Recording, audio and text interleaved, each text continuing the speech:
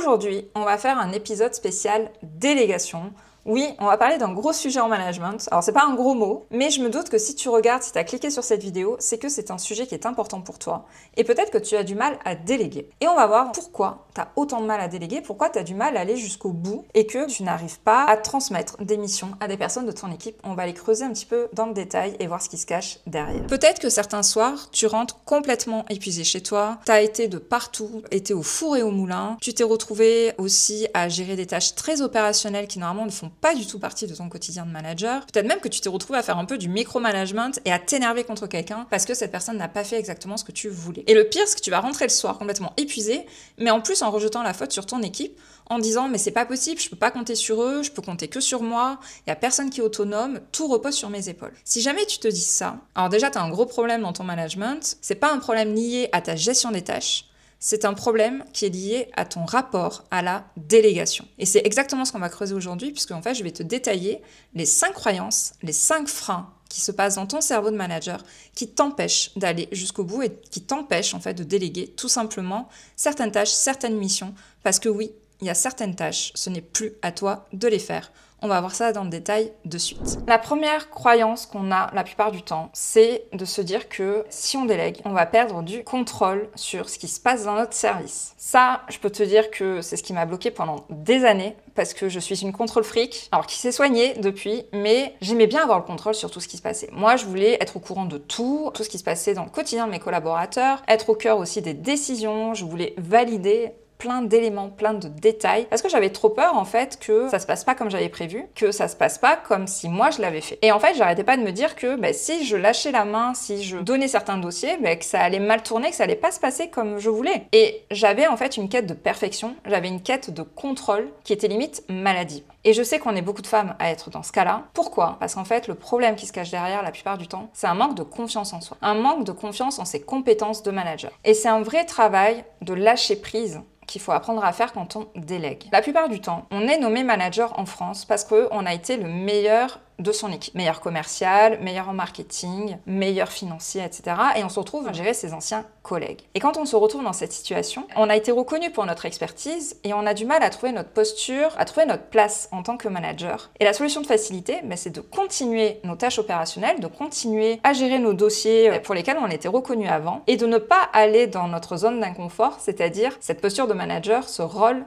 en management. Donc, on va continuer à garder ces tâches et on refuse de les déléguer parce que c'est ce qui nous donne de la reconnaissance. C'est ce par quoi on a toujours été reconnu. C'est un vrai travail sur ta confiance en toi, sur ta légitimité qu'il faut entamer parce que c'est ça qui t'oblige à contrôler, à garder le contrôle sur tout ce qui se passe et à garder le contrôle sur ce qui se passe dans ton équipe. Le deuxième frein qu'on a la plupart du temps, la deuxième croyance qu'on a, c'est que ça va nous faire perdre du temps la délégation. On n'a pas envie d'expliquer. On n'a pas envie de passer des heures et des heures à expliquer des choses qui pour nous paraissent tellement simples et de perdre limite notre calme face à quelqu'un qui ne comprendrait pas. Alors oui, je vais pas te raconter des noises. Oui, déléguer, ça va te prendre du temps au début. Oui, tu vas passer peut-être plus de temps à créer des tutos, à expliquer quelque chose à quelqu'un, plutôt que de le faire toi-même. Mais j'ai envie de te poser la question. Combien de fois vas-tu être prête à faire, refaire et refaire cette tâche encore et encore? Je suis sûre que si tu additionnes le nombre de fois, le nombre de minutes et d'heures que tu fais cette tâche que tu dois déléguer, avec le temps que tu aurais passé à expliquer ou à créer une petite vidéo pour montrer ou à faire un petit tuto écrit, je pense qu'en fait, le temps que tu as passé toi-même dessus, il est tellement plus grand que si tu avais délégué la tâche. C'est un excellent levier de gain de temps, la délégation. C'est le premier levier en fait presque à mettre en place pour gagner du temps dans ton quotidien. Oui, tu en perds au début, mais c'est comme un investissement. C'est pour en gagner après. La troisième raison qui te freine dans la mise en place, dans la délégation de tâches, c'est que tu as peur que le résultat soit pas à la hauteur. Et qu'est-ce que j'entends par là? Qu'il soit pas à la hauteur de ce que tu attends ou à la hauteur de toi, ce que tu ferais. Parce que très clairement, des fois, on a un ego un peu surdimensionné, on se croit le meilleur ou la meilleure de la Terre sur telle ou telle tâche, notamment de nos tâches d'expertise, et on est persuadé que personne ne fera mieux que moi. Spoiler alerte, je peux t'assurer que si tu formes bien certaines personnes, elles vont être bien meilleures que toi, et moi, ça m'est déjà arrivé avec des collaboratrices et des collaborateurs où je leur ai transmis mes compétences techniques et en fait j'ai été agréablement surprise. Ils sont devenus bien plus experts et bien meilleurs que moi parce que plus motivés, plus engagés, peut-être plus au fait de certaines avancées technologiques, une certaine aisance relationnelle et ouais, ils se sont retrouvés bien meilleurs que moi, bien plus précis, forcément, puisqu'en fait ils sont focus sur certaines tâches alors que toi, si tu te refuses à déléguer, tu ne fais que papillonner, tu ne fais que butiner comme une abeille de fleur en fleur, mais en fait tu peux pas faire ta tâche de manager à 100%, tu te retrouves à faire 10% de ci, 20% de ça, 30% de ça, et quand tu fais les choses à 10 ou 20%, t'as pas les mêmes résultats que si tu les faisais à 100%. Et c'est ce qui se passe avec tes collaborateurs, c'est qu'ils vont être dédiés à cette tâche ou à cette mission à 100% par rapport à toi, et ils vont avoir des résultats bien meilleurs. Donc oui, tu peux avoir des bonnes surprises en déléguant, et oui, des fois, eh bien le résultat va être meilleur que si toi tu le faisais, ou en tout cas de ce que t'attendais à la base. Et il faut pas que tu oublies aussi que si tu te retrouves à toujours tout faire à la place de ton équipe, ils vont pas progresser. Ils vont pas monter en autonomie. Donc tu peux pas te plaindre qu'ils sont pas autonomes si déjà tu leur laisses pas les moyens de l'être. Et en plus, c'est une perte de motivation pour eux, puisque la curiosité, le fait d'apprendre des choses, le fait de mener des projets, c'est un facteur de motivation pour la plupart des collaborateurs, pour l'humain de façon générale.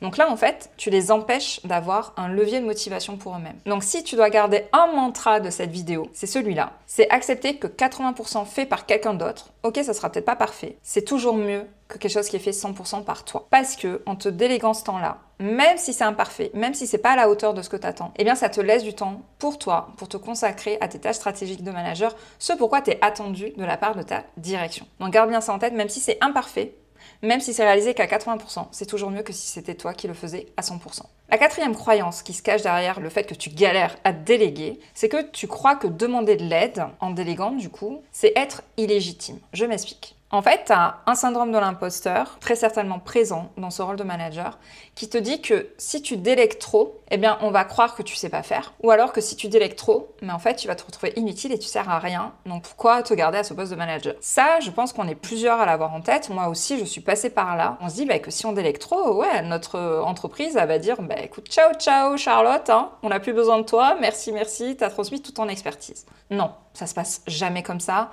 Les entreprises, elles ont besoin de managers. Je peux t'assurer que le métier de manager a encore un bel avenir devant lui, très clairement, parce qu'on est là pour amener de l'huile dans les rouages. On n'est pas forcément des personnes qui allons faire plusieurs tâches opérationnelles, mais on est là pour amener du lien dans l'équipe et pour la faire monter en performance, en expertise, en qualité. Et au contraire, les leaders inspirants, ils savent s'entourer. Ils savent choisir les bonnes personnes autour d'eux. Ils savent transmettre, faire progresser une équipe. C'est ça, être leader. Donc non, c'est pas faire preuve d'illégitimité de te dire que déléguer, c'est faire appel à des personnes meilleures que toi, que déléguer, ça va te rendre inutile. Non, t'es là pour être au centre d'une équipe, bien meilleure que toi la plupart du temps, mais t'es là pour les faire travailler ensemble et en extraire en fait le meilleur de chacun. Donc enlève-toi cette croyance de ta tête, ça ne va pas te rendre illégitime de trop déléguer et ça va pas te rendre inutile non plus, bien au contraire. Et enfin, la cinquième croyance, le cinquième frein que tu as la plupart du temps dans la délégation, c'est que tu te dis, non mais attends, hello, ils sont déjà débordés, ils n'arrêtent pas de me dire ça tout au long de la journée, qu'est-ce que tu veux que je leur ajoute des tâches en plus? Alors oui, ils sont peut-être débordés, mais ils ont besoin de voir qu'on leur fait confiance, de se voir des projets attribués sur lesquels ils peuvent avancer, collaborer, même porter des projets de A à Z. C'est comme ça aussi que fonctionne la motivation de tes collaborateurs, la motivation de n'importe quel être humain. En fait, il faut que tu prouves,